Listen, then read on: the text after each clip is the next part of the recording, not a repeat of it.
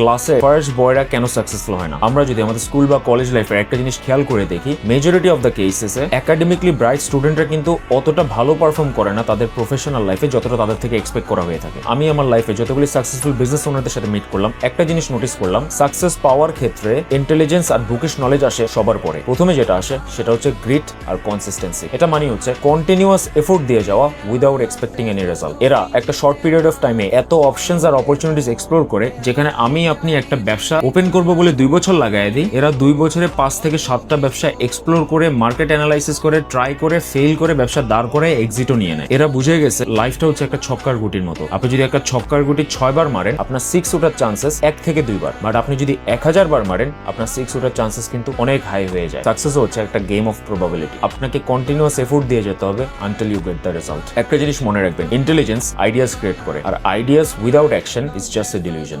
By.